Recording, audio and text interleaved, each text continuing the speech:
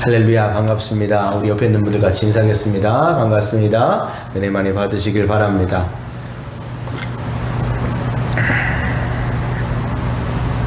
네, 오늘 말씀을 전하도록 하겠습니다. 그 한 가지의 죄라고 하는 제목으로 말씀을 여러분께 전하도록 하겠습니다. 신자들 중에서 이 과거에 매여서 현재를 불행하게 살아가는 사람들이 참으로 많습니다. 나는 예수 그리스도를 믿고 구원받았는데 그 과거의 어떠한 것들 때문에 그것이 나의 발목을 잡아가서 현재를 기쁨으로 또 행복함으로 또 복되게 살아가지 못하고 마치 구원받지 못한 자처럼 비참하게 살아가는 그런 성도들을 볼 때가 있습니다.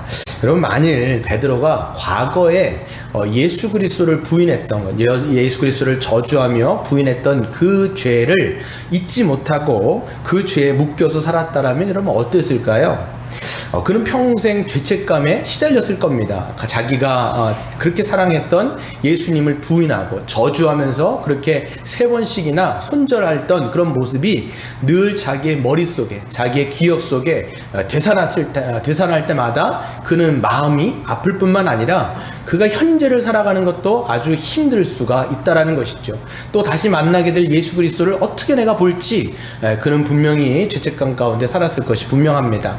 또 여러분, 사도 바울이 만약에 자신이 하나님을 알지 못했을 때 그 예수를 믿는 자들을 박해하고 또 예수 그리스도의 몸된 교회를 핍박했던, 심지어 그 스데반 집사를 죽였을 때 그 현장에서 어떻게 보면 진두지휘했던 사람이 바로 사도 바울이었지 않습니까?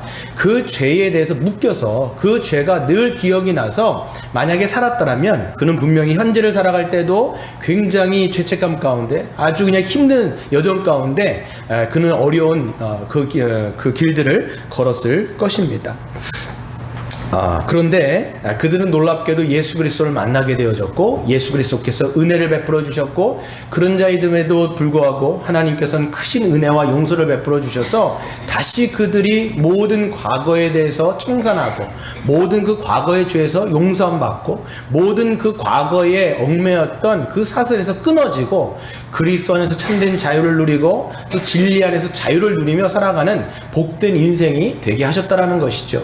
예수 그리스도께서도요, 요한복음에 말씀하십니다. 내가 너희들에게 온 것은 너희에게 복되게 하기 위함이다. 너희로 하여금 그 복음 안에서 진리 안에서 자유케 하며 또 그 과거가 아니라 현재에서 하나님 나라를 누리며 천국을 살아가게 하기 위해서 내가 이 땅 가운데 왔다라고 말씀을 하십니다. 그 십자가의 복음을 믿었기 때문에 베드로도 그렇고 사도 바울도 그렇고, 사도 바울은 빌립보서에서 이렇게 말씀하죠. 형제들아, 나는 아직 내가 잡은 줄로 여기지 아니하고 오직 한 일, 즉 뒤에 있는 것은 잊어버리고 그랬어요. 뒤에 있는 것은, 과거에 있었던 모든 것들은 잊어버리고 벗어버리고 앞에 있는 것을 잡으려고 표대를 향하여 그리스도 예수 안에서 하나님이 위에서 부르신 부름의 상을 위하여 달려간다라고 말씀하고 있습니다.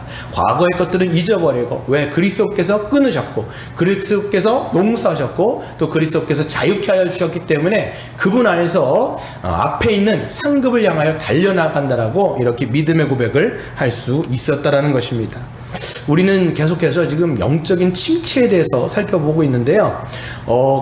이 영적인 침체의 원인 중에서 한 가지가 이런 내용입니다. 그래서 여러분 보시면 이 영적인 침체의 원인들이 여러 가지 요인들이 있겠지만 가장 배후에는요, 사단이 있다는 것을 우리는 잊지 마셔야 됩니다.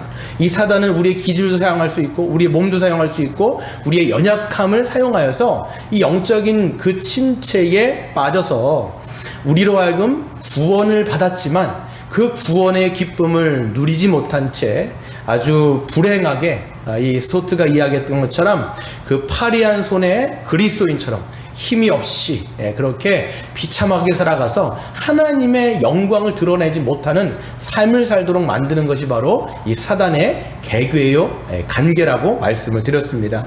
그렇기 때문에 이 사단이 흔히 쓰는 방법 중에 하나가 뭐냐면, 과거에 지은 특정한 죄에 집착하게 만들어서 침체에 빠지게 만드는 것이 사단이 주는 계략 중에 하나라는 것을 잊지 마셔야 됩니다. 그래서 여러분, 그리스도를 믿음으로 그렇죠. 그래서 과거에 매여서 현재를 비참하게 살아가는 것, 이것을 이 마귀는 원하고 있다는 것을 우리는 알 수가 있습니다.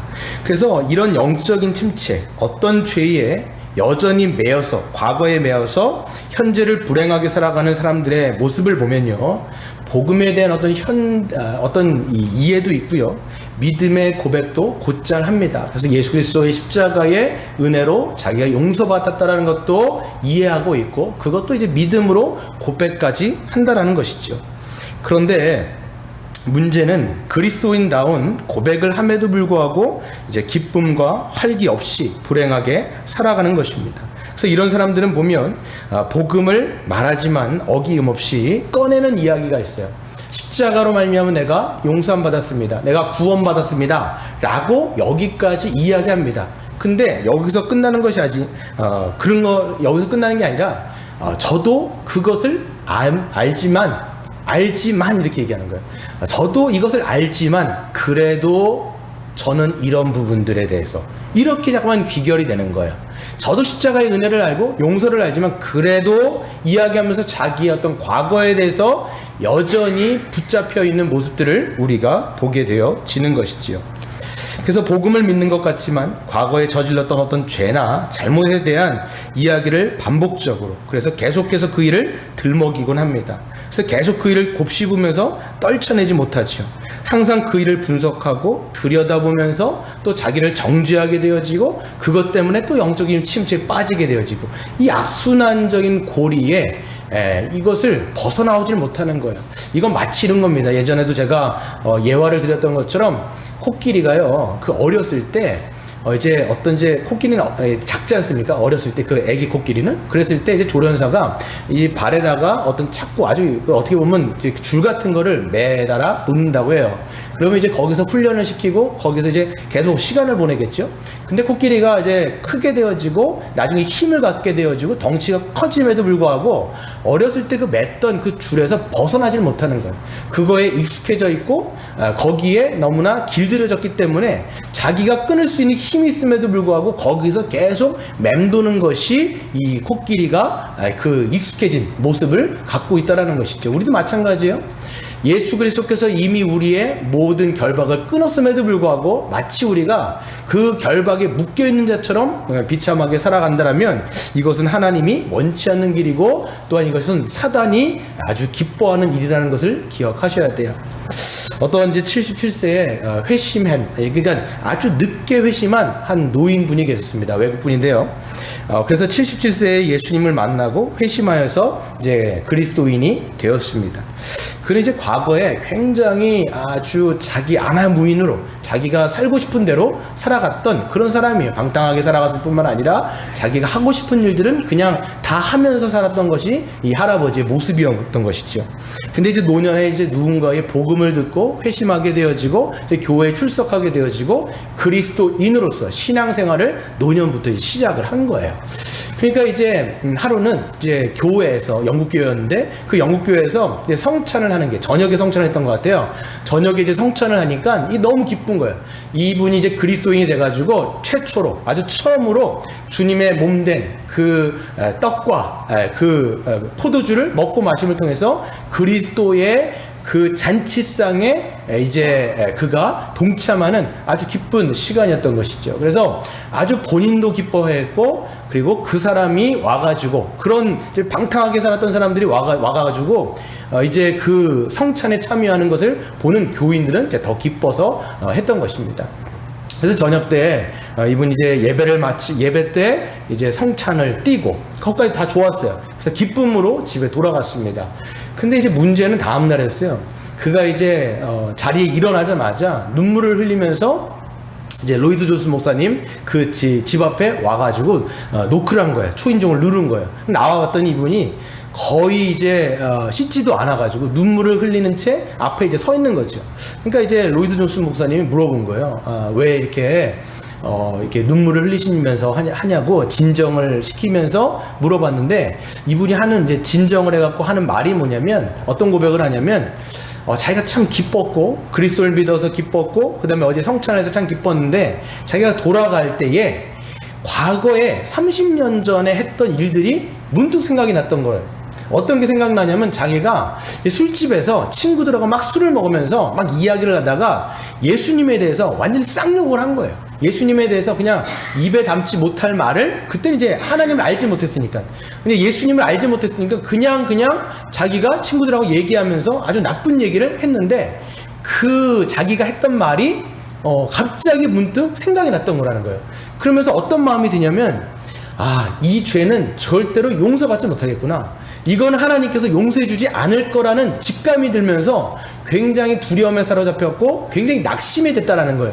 그래서 일어나자마자 이 목사님에게 찾아와 갖고 어떻게 하면 좋으냐라고 물어본 거예요.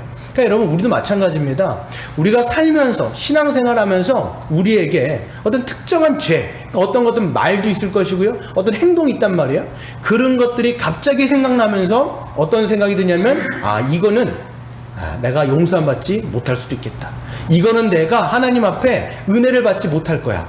아니, 하나님은 이 죄에 대해서 분명하게 용서해 주지 않을 거야 라고 하는 그런 죄들을 생각나게 하는 그런 일들 때문에 우리가 또 침체를 겪을 수가 있는 것이지요. 어떤 한 분을 보면요, 이 한 목사님이 계신데요, 여러분 잘 아실 거예요. 한 목사님이 이제 자기가 이제 그분이 이제 처음부터 믿었던 건 아니라 이제 불교 집안에서 이제 자랐습니다. 불교 집안에 자라가지고 4대째 그냥 계속 이제 부모님도 불교시고 본인도 이제 다 불교에서 학생회장까지 할 정도로 아주 열렬한 불교 신자인 거죠. 그냥 다니는 게 아니었어요. 근데 이제 믿는 이제 아내를 만난 거예요. 믿는 아내를 만나는데 그 아내가 참 신실했던 것 같아요. 근데 이제 불교를 믿는 남편하고 이제 결혼을 하다 보니까 더 이상 이제 교회를 나갈 수가 없게 된 거죠. 그래서 이 사람도 이제 너무 굉장히 강압적이고 또 불교에 대해서 맹신하고 있기 때문에 교회 가는 거에 대해서 굉장히 원하지 않는, 아주 또 강압적으로 얘기하는 그런 이제 남편이었던 것입니다. 근데 이제 하루는 그 이제 사모님이겠죠. 그 아내분이 이제 있다가 누군가의 전도를 받고 이제 교회에 다시 가야겠다라는 마음을 먹은 거예요. 근데 너무 남편이 무서운 거예요. 남편이 이제 강압적으로 얘기하고 있고 막 그러다 보니까 성화에 못 이기니까 본인은 가고는 싶지만 못 가는 거예요. 주일날에 남편이 있으니까 주일날에 못 가고 수요일날 이제 구역 예배를 이제 참석하기 시작한 거예요. 몰래 간 거죠. 몰래 이제 참석을 하기 시작했는데, 이제 하루는 남편하고 이제 아이들이 2명 있었는데 같이 이제 식사를 하게 됐는데, 이제 그 아이가 그 둘째 아이인 것 같아요. 첫째 아이인 것 같아요. 5살 난 딸아이가 기도를 하면서 이렇게 기도를 한 거예요. 하나님, 우리 아빠도 교회에 함께 갈 수 있도록 하나님 도와주세요. 이런 기도를 한 거예요. 그때 그렇게 남편이 강압적으로 하고 못 가긴 했지만 그 딸아이, 아주 그 5살 난 그 귀여운 딸아이가 그런 아빠를 향해서 기도하는 것이 너무 가상하고 너무 귀여워가지고, 그래, 너 그러니까 애의 소원을 들어준다 마음으로 이제 교회를 출석하게 된 겁니다. 그래서 되게 가기는 싫었던 것 같아요. 가기는 싫고, 근데 아이의 소원을 들어주고 싶어가지고 교회를 갔는데 예배장을 들어가진 않았어요. 그러니까 자기는 예배를 너무 드리기가 싫어가지고 밖에 있는데, 거기서 이제 서성이고 있다가 보니까 어떤 장로님이 이제 와가지고 왜 예배 안 들어가시느냐, 지금 예배가 시작됐으니까 들어가셔라 하고 자기는 안 들어간다 이렇게 얘기를 한 거예요. 그런데 계속 이제 하다니 그 장로님이 여기 문이 아니라 큰 교회였던 것 같아요. 저쪽 문에서 이 문을 여시면서 이쪽으로 들어가셔라 이렇게 얘기를 한 거예요. 근데 이 목사님이 거기가 이제 휴게소인 줄 알고, 자기는 휴게소에 들어가는 줄 알고 휴게소인 줄 알고 딱 들어갔는데 이제 예배당 다른 문이었던 거예요. 왜냐면 교회를 한 번도 가본 적이 없으니까. 딱 들어가갖고 이제 나가야 되겠다 생각했는데 발이 안 떨어지더라는 거예요. 네. 그 발이 딱 고정이 돼갖고 안 떨어지더라는 거예요. 그래서 할 수 없어가지고 자기 와이프 옆에 있는 옆자리에 앉아서 이제 예배를 드리기 시작한 거예요. 예배를 드리는데 마음이 별로 안 좋은 거죠. 근데 그 아내는 너무 기쁜 거예요. 왜냐면 남편이, 그렇게 강압적인 남편이 와가지고 자기 옆에서 예배를 드리니까 너무 기쁜 거죠. 근데 이제 예배를 다 마치고 그분도 무슨 감동도 없었고 가마도 없었고 막 그러는데, 마지막 때 목사님이 이 헌금에 대해서 얘기를 한 거예요. 누가 이렇게 1,000원짜리를 내냐 그렇게 얘기해갖고 막 얘기를 했다라는 거예요. 그러니까 지금 시가도 올라왔는데 아직까지 1,000원짜리를 내는 사람이 어디 있냐 이렇게 얘기를 했다라는 거예요. 근데 물론 그분이 낸 건 아니지만 속으로 어떤 생각이 들었냐면, 야, 역시 교회는 이렇구나. 역시 교회는 비즈니스처럼 저렇게 해갖고 돈 얘기를 저렇게 아주 노골적으로 꺼내는구나 해갖고 부하가 확 치밀었다라는 거예요. 그래갖고 이분이 어떻게 했냐면 시위하는 것처럼 이제 이게 있으면 가운데 이제 통로가 있잖아요. 중앙에 있는 통로, 뒤로 나간 게 아니라 중앙에 있는 통로를 갖다가 앞을 가로질러 가지고 목사님 다 보고 옆에 있는 그 성도들이 다 보는 앞에 그렇게 하고 가로질러 가고 앞으로 나갔다는 거예요. 시위하는 것처럼. 막 그런 일들이 있으면서 이제 다시는 교회 가지 말아야겠다. 이런 마음을 먹은 거예요. 그때 또 어떤 일이 있었냐면, 그때가 이제 다미 선교회 때문에 막 그 세상에서도 그 뭡니까 광신도처럼 사람들이 막 옥상에 해갖고 예수님의 재림을 막 기다리는 것처럼 해갖고 그 광신도들의 모습을 그때 막 KBS나 MBC나 막 그 보여줬단 말이야. 그러면서 또 이분이 절대로 교회는 보내지 말아야 되겠다 이런 생각이 늘 있었던 분이기 때문에 더 그랬다라는 것이죠. 근데 이제 이분이 어떻게 했냐면 이제 가족들하고 바캉스를 가고 싶은 거예요. 피서를 가고 싶은데 이 와이프가 워낙 이제 주일날 교회를 가니까 1박 2일 이상을 못 가는 거예요. 그러니까 어떻게 했냐면 이분이 아내를 속인 거예요. 빨리 7시에 주일날 7시에 예배를 드리고 우리 그냥 바캉스로 갑시다 해가지고 차를 그냥 태우고 애들을 태우고 그냥 아내를 속여가지고 그냥 바로 교회를 간 게 아니라 고속도로 들어가 버린 거예요. 그러니까 그때부터 이제 난리가 난 거죠. 이 아내 되는 분은 계속 해갖고 계속 돌아가라. 왜 가냐. 계속 해갖고 아우성 치는 거예요. 그러니까 너무 확답지는 나니까 이분이 뭐라고 얘기했냐면 예수가 무슨 밥 먹여주냐. 당신이 지금까지 이렇게 잘 먹고 잘 사는 것은 내가 착실하게 일해갖고 먹는 거 아니냐. 예수 믿으면 뭐 밥 나오는 것도 아니고 예수가 밥 먹여주는 것도 아닌데 왜 그렇게 그 예배 한번 못 드렸다고 그렇게 난리를 치냐고 막 얘기를 한 거예요. 그래도 아내가 막 그러니까 이분이 어떻게 했냐면 야 하나님이 살아계신다면 나와보라 그래. 하나님이 살아계신다면 나와보라 그래. 이렇게 막 소리를 치면서 오히려 이제 와이프를 잠재우게 된 거죠. 근데 이제 문제는 5분 후에 일어난 거예요. 5분 후에 어떻게 됐냐면 이분이 이제 차를 타고 쭉 가는데 이 반대편에서 어떤 차가 이렇게 딱 오는데 그 차가 이상하게 앞으로 이렇게 왔다 갔다 하더니 자기가 있는 차에 중앙선을 넘어가고 들이박아버린 거예요. 그래갖고 거기서 이제 차가 뒤집어지게 되어지고 전복이 된 거죠.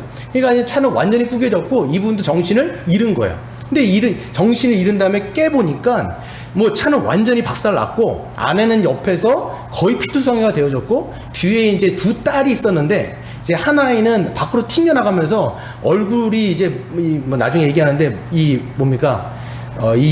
유리가 막 베껴가지고 막 백몇 반을 꼬맬 정도로 얼굴이 피투성이 나고 둘째 딸아이는 뭐 혓바닥을 깨물었는지 아니면 이것을 깨물었는지 입에서 막 피가 철철 나고 있는 그런 상황 가운데 있었던 거예요. 그러니까 이분이 자기도 지금 몸이 막 그런데 몰랐겠죠 당시에는. 근데 거기서 어떻게 했냐면 겨우겨우 이제 구조를 받고 속초로 이제 이송이 된 것 같아요. 속초에서 이송이 되는데 그때 이제 자기는 그래도 정신이 있었던 거예요. 근데 나머지 이제 가족들은 이제 생사를 이제 헤매고 있고 거의 죽을 것 같다는 생각이 들고 이제는 우리 가족도 다 죽었구나 이런 생각 가운데 딱 생각난 게 뭐냐면 와이프가 믿는 하나님이 생각나는 거예요. 그 하나님이 딱 생각이 나는데 뭐 붙잡을 건 없고 이제는 절망적이고 아주 낙심이 되어지고 그러다 보니까 그 하나님에 대해서 생각이 났고 그냥 기도할 수밖에 없었던 거예요. 뭐 기도라고 하는 게 아니라 그냥 살려주세요. 그냥 우리 가족들을 좀 살려만 주시면 좋겠습니다라는 것을 간절하게 얘기를 하는데 그때 문득 든 생각이 뭐냐면 하나님 용서해 주시지 않겠구나라는 그 직감이 확 들었대요.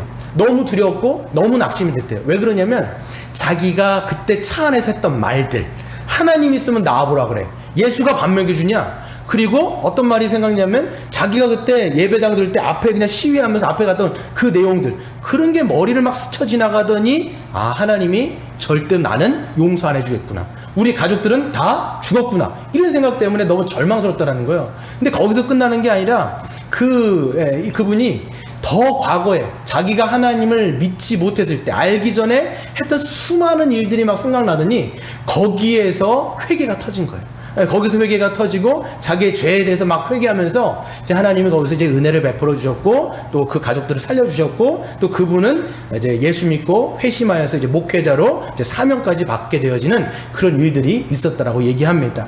근데 여러분 보시면요, 우리가 오히려 믿은 후에 이런 일들이 있을 수도 있어요.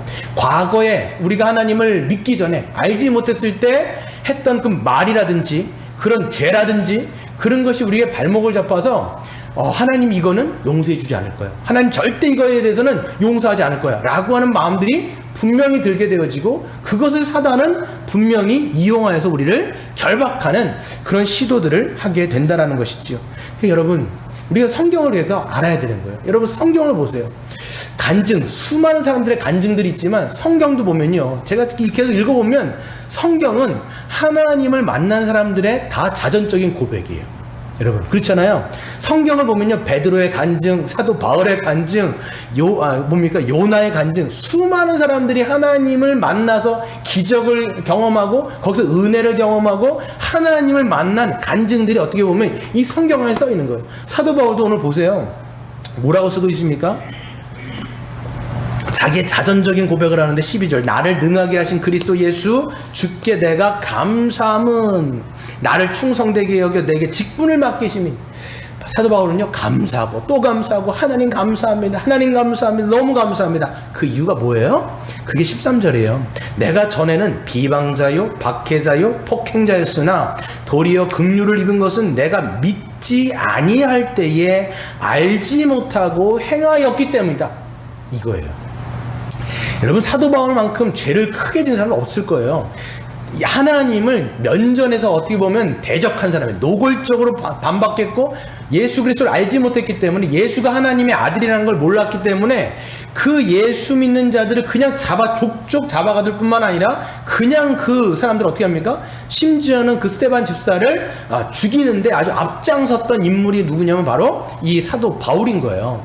그가 뭐라고 얘기하냐면, 나는 이런 자다. 내가 그렇게 하나님을 믿기 전에 이런 수많은 엄청난 악행들을 내가 저질렀다라고 고백을 해요. 그러니까 뭐라고 나중에 15절에 얘기하면, 나는 죄인 중에 괴수다라고 얘기하는 거예요. 나는 죄인 중에 괴수다라는 거예요. 괴수가 뭐냐면 우두머리예요. 쉬프라고 번역이 됐어요. 나는 죄인 중에 이 우두머리라는 거예요. 나보다 큰 죄를 지은 사람은 없을 거야 라고 이야기할 정도로 그가 거룩하신 하나님 앞에 섰을 때 자기의 모양을 받고 모습을 받고 얼마나 큰 죄인인지를 그가 직감하는 그런 게 보게 되어진, 자기의 현존을 보게 된다는 거예요. 그럼에도 불구하고 중요한 건 뭐냐면 여기서 끝나는 게 아니에요. 복음을 믿었다, 하나님께 용서함 받았다, 하나님께 은혜를 입었다 라고 하는 사람들의 고백은 16절의 고백을 하는 사람이에요. 뭐냐? 같이 읽어보겠습니다. 시작. 그러나 내가 긍휼을 입은 까닭은 예수 그리스도께서 내게 먼저 일체 오래 참으심을 보이사 후에 주를 믿어 영생 얻은 자들에게 본이 되게 하려 하심이라. 아멘. 나 같은 자도, 나같이 그렇게 하나님 앞에 노골적으로 적대적으로 그렇게 적극적으로 대적했던 나 같은 자에게도 하나님이 일체 오래 참을 보이시고 그렇게 용서하여 주시고 또 나 같은 자를 충성되게 여겨갖고 그렇게 사도로까지 직분을 주신 이유는 뭐냐라고 하면 뭐예요? 바로 내 후에 예수 그리스도를 믿어서 구원받아 하나님의 자녀가 되어지는 그런 사람들에게 자기가 뭐가 되는 거예요? 샘플이 된다라는 거예요. 그런 하나님 앞에 극악무도한 자도 하나님께서 용서해 주셨다는 것을 보게 하여 주셔서, 그런 다른 사람들은 어떻겠어요? 이런 사도 바울처럼 그냥 앞에서 그냥 그렇게 하나님을 대적했던 자들도 용서함 받았다면 그 수많은 죄를 지었던 사람들도 어떻게 된다는 거예요? 다 용서함 받는 그런 은혜를 너희들에게 보여주기 위해서 하나님이 나 같은 사람을 용서해 주시고 구원해 주시고 하나님께서 은혜를 베풀어 주셨다라고 고백을 하는 것입니다. 여러분, 신자란 누굽니까? 바로 이 복음을, 이 믿음을, 사도 바울의 고백을 자기도 할 수 있는 사람, 자기도 하는 사람들이 신자라는 거예요. 근데 여러분, 복음을 믿고 신앙생활 합니다. 근데 신앙생활 하면서 과거의 어떤 특정한 죄로 인해서 여러분 사단의 공격을 또 받는 거예요. 사단의 공격을 받고 갑자기 또 과거의 죄가 생각나면서 그것이 나를 결박하는 거예요. 그것이 자꾸 자기의 다리를 묶는 거예요. 매이는 거예요. 그래서 마치 그 죄는 절대 용서받지 못할 것 같은 마음들이 드는 것이죠. 특별히 어려운 일들을 겹쳐서 당하게 되어집니다. 자기가 어려운 일들을 당하게 되어지면 그 죄가 또 불현들 생각나는 거예요. 그러면서 어떤 생각이 나냐면 그 죄 때문에 또 내가 이렇게 어려운 일들을 당하는구나 라는 생각을 하게 돼요.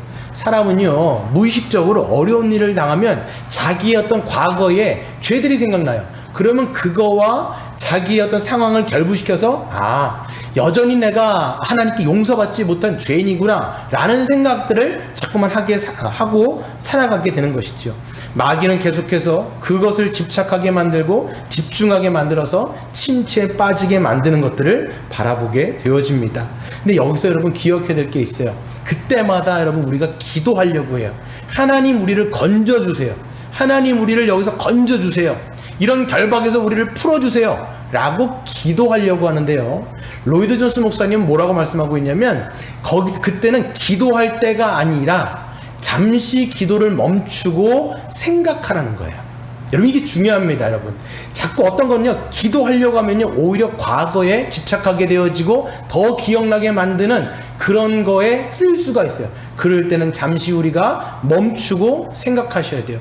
무엇을 생각해야 되냐면 우리가 믿고 있는 복음에 대해서 생각하고 우리가 믿고 있는 이 복음이 무엇인지, 그 복음으로 말미암아 우리가 어떤 존재가 되었는지를 다시 생각하여 적용하는 시간을 갖는 것이 중요한 거예요. 여러분 침체에 빠진 사람들의 문제는요, 주님께서 행하신 십자가의 일들을 알기는 아는데 자신의 영적인 침체에서 벗어나기까지 충분하게 알지 못하는 거예요. 자기를 그 영적인 침체에서 벗어나게 할 만큼 믿지는 못하는 거예요. 주님의 십자가는 알아요. 그런데 이거는 이렇게 되는 거예요. 자꾸만 주님의 십자가는 아는데 저의 그때 그거는 용서하지 못하신 거 아니에요? 자꾸만 이래가지고 하나님의 은혜를 굉장히 축소시킬 뿐만 아니라 자기의 그 죄에 대해서는 아무런 영향도 아무런 어떤 은혜도 받지 못하는 자처럼 그 영역은 자기가 감싸고 있는 거예요. 여전히 하나님의 은혜가 있음에도 불구하고 그거를 믿지 못하는 거죠. 그렇기 때문에 여러분 우리는 다시 복음으로 넘어가야 돼요. 두 가지를 얘기하는데요, 성경은요 두 가지 교리에 대해서 분명히 우리가 인식하셔야 됩니다. 하나는 속죄의 교리고요, 두 번째는 이신칭의 교리입니다. 우리 베드로전서 한 가지 찾아보도록 하겠습니다. 베드로전서 2장 24절을 한번 찾아보도록 하겠습니다. 베드로전서 2장 24절에 보시면 이렇게 말씀하고 있습니다.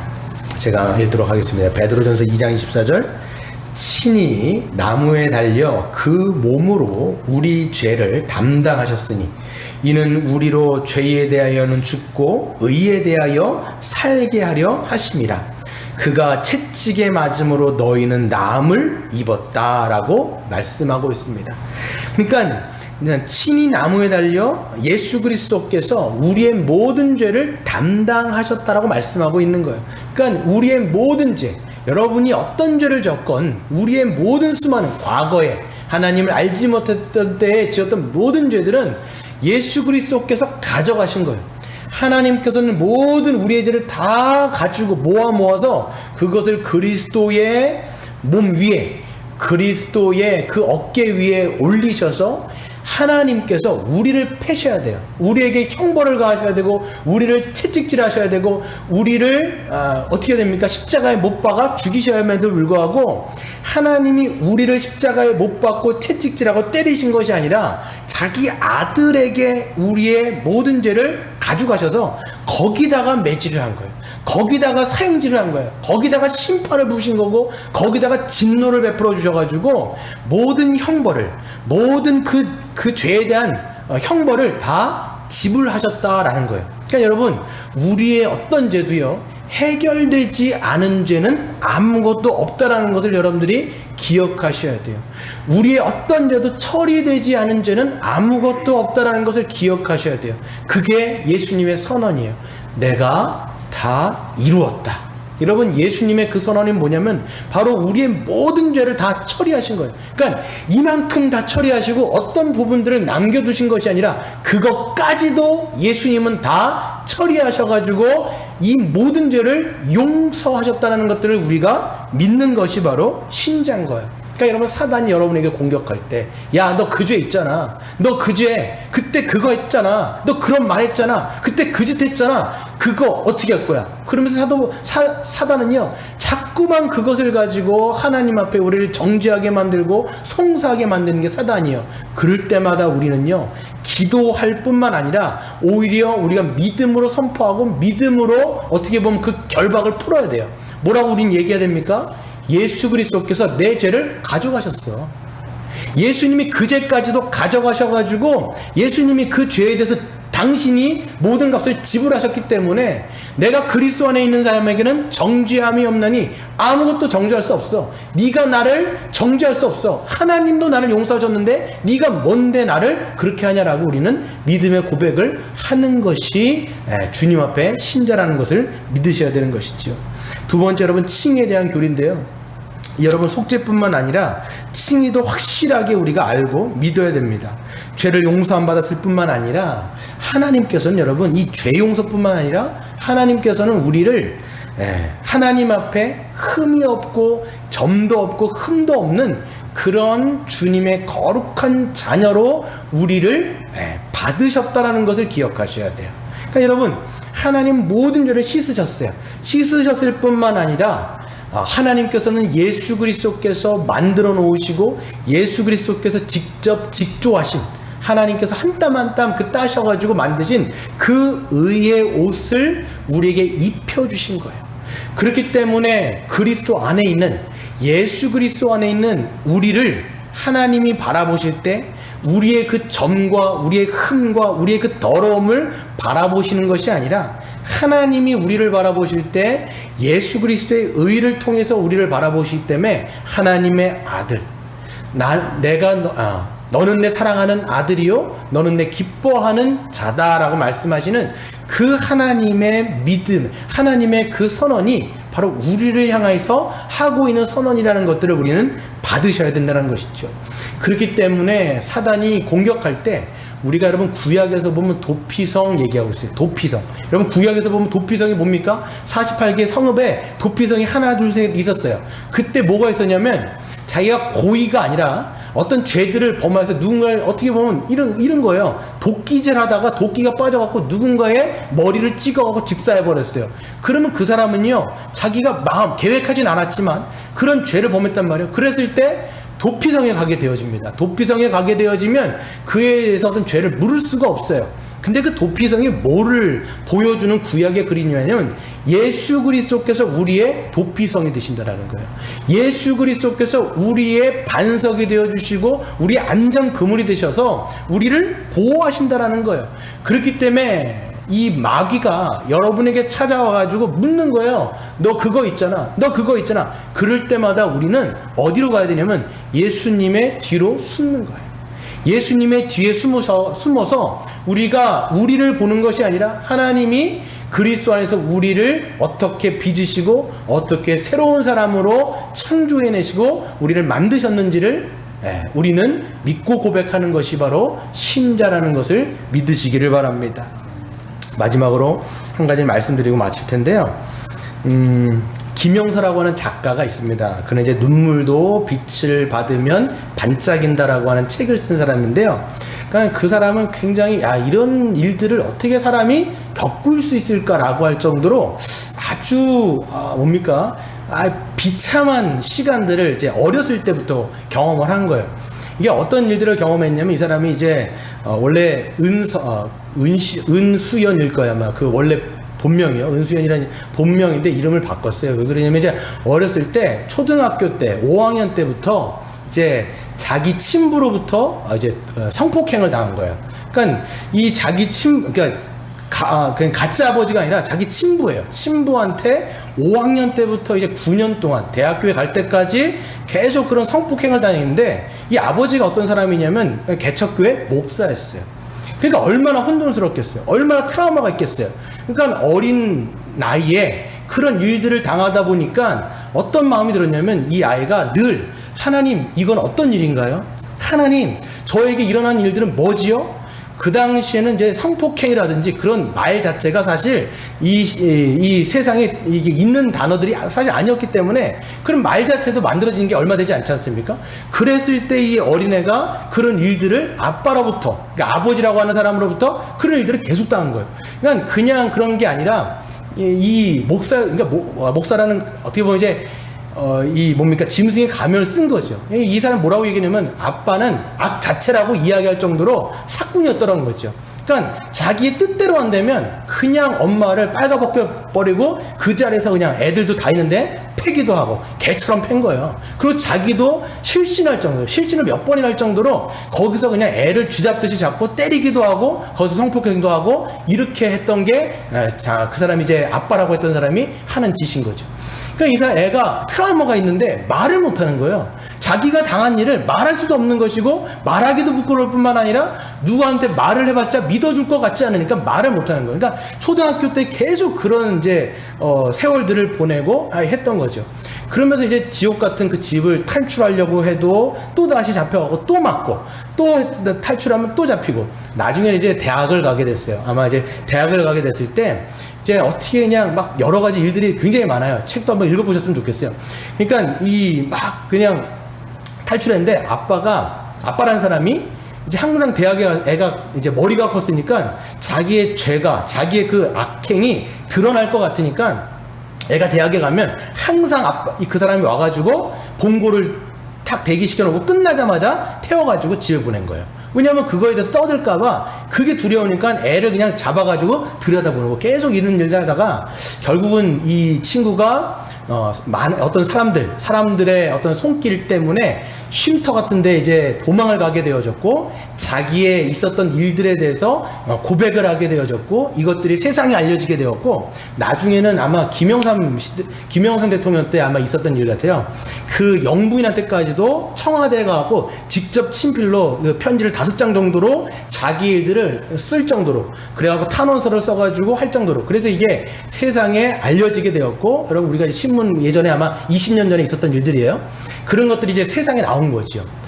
그래갖고 이제 이 일들을 하는데 이제 이름을 바꿨어요. 김영서라고 하는 이제 작가가 되어져 갖고 하는데 이제 많은 일들을 이제 하나님께서 치유도 시켜주고 회복도 시켜줬는데 이제 뭐 이 아버지는 아마 그냥 징역 한 7년밖에 이제 이걸 받질 않았더라고요. 7년을 받고 또 이제 나와갖고 끝까지 이 아버지라고 하는 사람은 미안하다는 말 한마디 없이 결국은 교통사고로 이제 저 세상을 가게 된 거죠. 그러니까 그 아빠라는 사람한테는 미안하다는 말을 듣지 못했지만 하나님이 사람에게 받은 그 엄청난 트라우마를 그 선한 사람들을 통해서 자기를 회복시켜 주는 거예요. 선한 사람들을 붙여주시고 그 사람들의 어떤 사랑을 통해서 입술의 고백을 통해서 그 사랑의 손길을 통해서 계속 치유하고 계속 치유해 주는데 이게 이분이 이제 좋은 교회 공동체를 만나게 됐어요. 아마 내수동 교회 같아요. 내수동 교회에서 신앙생활하고 그다음에 저기 백준영 교회 가고 신앙생활을 지금도 하고 계시더라고요. 그러면서 좋은 공동체의 지체들과 함께 신앙생활하는데 그럼에도 불구하고 그때 그 트라우마가 뭐냐면 이 아빠의 저주스러운 말이었어요. 뭐라고 얘기했냐면 딸한테 너는 내가 더럽혔고 너는 내가 망쳐놨으니까 너는 이제는 끝났어. 이 말이 계속 이렇게 그 아이의 머리에 있는 거예요. 어른이 된데도 불구하고 그 말이 계속 울리는 거예요.